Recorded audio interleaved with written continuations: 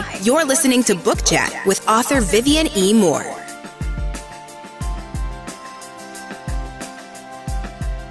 Keep listening to our weekly episodes to find out more. Click, listen, enjoy. Here's your host. Hey everybody, and welcome to Book Chat. I'm your host, author Vivian E. Moore. I hope everybody's having a wonderful weekend. I hope you had a great week.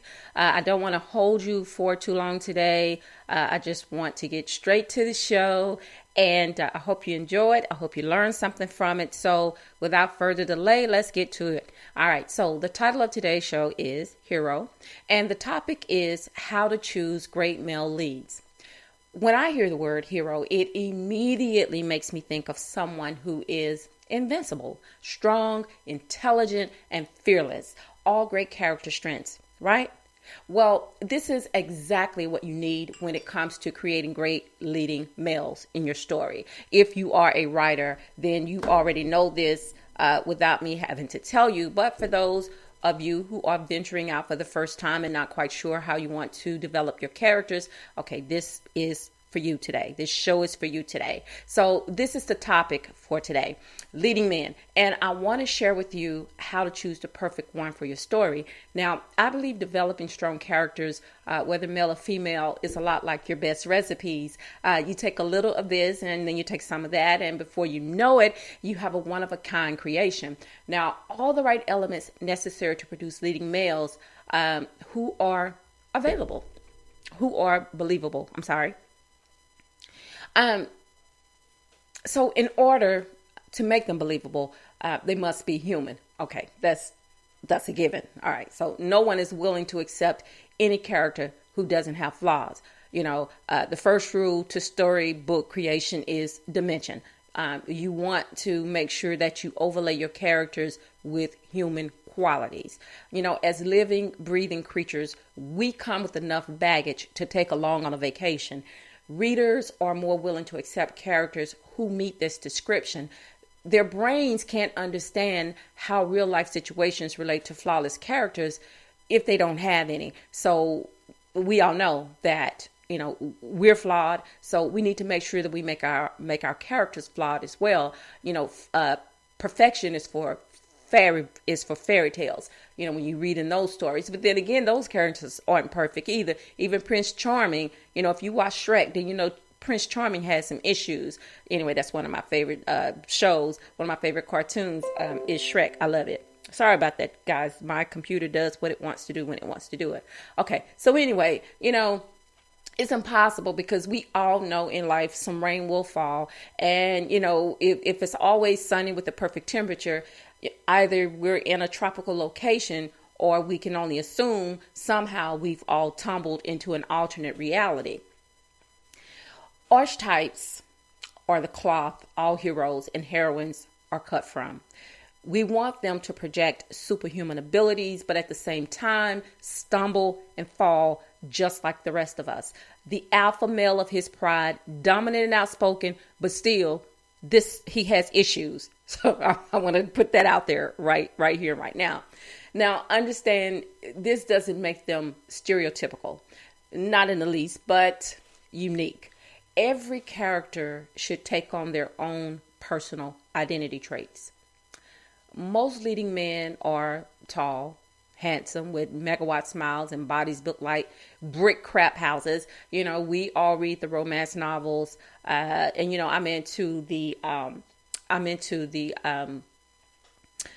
fantasy. I like the fantasy novels. I like the YA, and you know, and things of that nature. And so when I read about these characters, I love that they're all, you know, good looking, you know, but they still, you know, even with this outward appearance, on the inside, you know, they're messed up. And I know that sounds like it's something wrong with me, but it's just the truth. I mean, you know, just like I said before, there are no perfect anything. You know, the only someone that I know is perfect is Christ Jesus, and that's it. I don't know of any other person that is perfect, but it's important to project this in your characters, especially the male leads.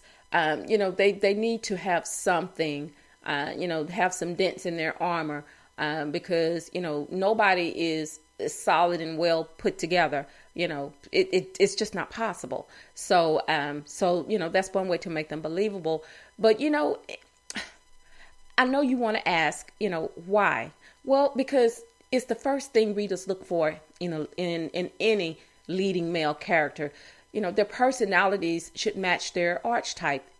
And we know that we're not all the same, although we might have some of the same character traits. Now, this is where it's where you close the recipe book and you include some elements not listed in the book. Trust me. If you like to mix things up a bit, then adding some of your own secret spices is how you make ordinary supreme. Now, my mother and my grandmother were from the old school, talking about recipes. And my mother had recipe books in the house, but let me tell you, they had dust on them, because I doubt this woman ever looked at a recipe book when she cooked. And she cooked from scratch. And let me tell you, the food was out of this world delicious. So, she put her own little spin, her own little flavor on the things that she created. And that's what I want you to do, as the writer, to create your own characters with your own personal flavor. Now, I like characters who are not always the good guys. This is the equivalent of a bland diet. When you get guys that are just utterly perfect, it's just utterly boring. And like I said, it's like a bland diet with nothing on the side. And who doesn't like combo platters? I do. I love combo platters. A badass with a side of choir boy always works for me. And sometimes if they come equipped with a dark past, I'm ordering seconds. Dark and brooding, even better. And I also like them to be intelligent. Gangsters, when you think about it, are some of the brainiest beings on the planet. They know their stuff. They're focused with a well thought out plan to wreak havoc on whoever. But, I also like leading men who are fierce protectors. They would die saving the woman they love. Just totally swoon worthy. But what is a good leading male without some secrecy in their lives? If you know everything about them, there is no mystery to behold. And for me, this is just plain boring. I'm sorry, it is. They don't have to be talkative. Quiet yet alert is good too. I like all of these qualities in my leading men when I create them. I want them to have something about them that's questionable. I want to leave some mystery about them to where that'll keep you guessing, because if they're too perfect, you don't have anything to look forward to. It actually just sets you up for this false sense of reality, and that's just a boring read. I don't want that. I read a lot. I write a lot. I read a lot.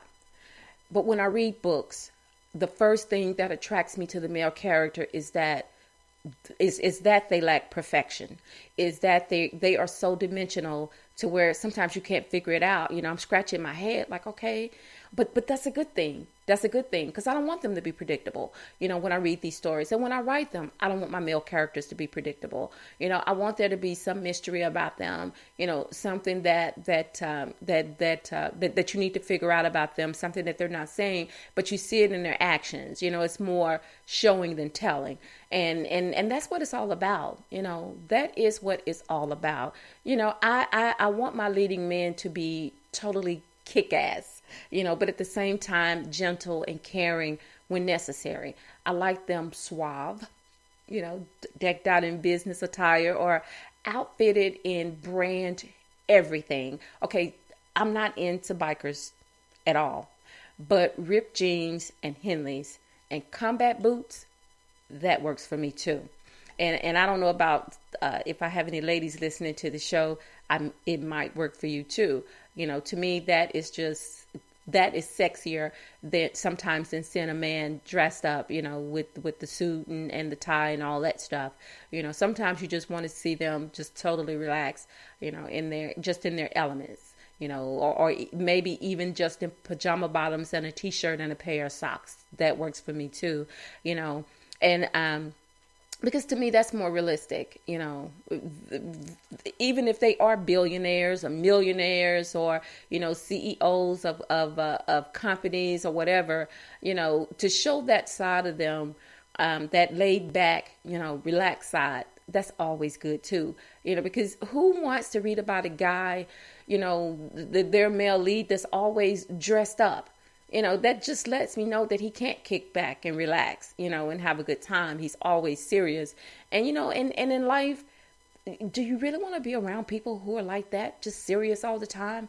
I like laughter. I like people with personalities that sort of, reflect my personality, or maybe opposites of my personality. I'm not a very talkative person. I am on the show because it's required of me to be so, but I'm actually introverted, and I do better as the person who is behind the scene, the person that is watching everything and taking notes, more so than the person who's out front, engaging with the audience. That's not who I am. And so, I like being around people who, who reflect the best and the worst of, who I am as a person, as far as personality wise. I love laughter, and I love, comedy and things of that nature. I like fun, even though I may not take part in it, but I still want to be around people who like to have fun. And I'm not talking about doing things that are dangerous or detrimental to anyone else, but just good, clean fun, laughing and just having a great time. Everything does not have to be just off the wall crazy to enjoy it. So, and that's the things that I like to be around. So anyway, so now that I've explained and given examples of leading men, you have a broad spectrum of things to choose from. All right, so creating leading men isn't the same as Build-A-Bear, but you understand there are specific elements required that make your character stand out, and without a doubt, leading men. Okay, guys, that's all that I have for you today. I hope that that you got something out of it. I hope you had a good time listening to the show today.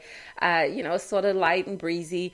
And just me being just a little bit relaxed and just a little bit more real. But before I let you go, I want to give you out some of these URLs to help you keep in contact with the show, keep in contact with what I'm doing. And I see you looking at my Facebook profiles. You're looking at it, you're viewing it. Go ahead and like it. Press the like button, press the follow button. I will appreciate it. And I thank you very much.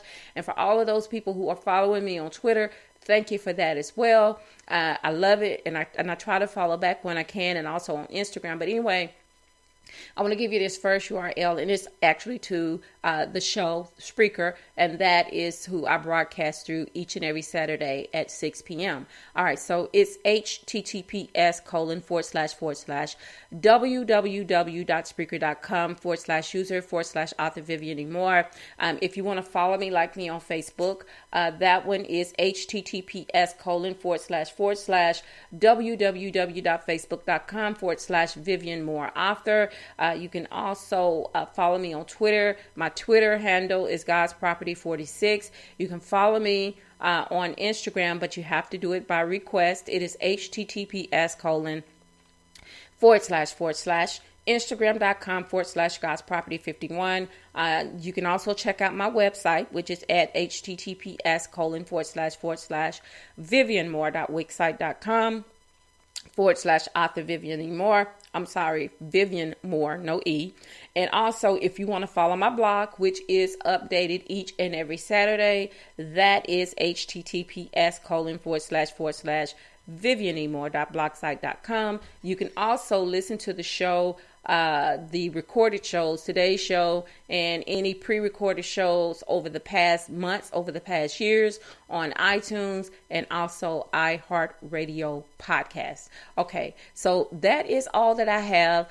Tomorrow is worship day. I hope you're planning on going out, taking some family members, taking some children, taking some neighbors with you to hear the word. And always be mindful of this. Tell somebody that you love them, because today may be the only opportunity you get. I love you. I hope you love me back. Until the next time you hear my voice, God bless you and goodbye. If you enjoyed today's show, please head over to iTunes, give us a rating, and leave a review. Thank you for listening.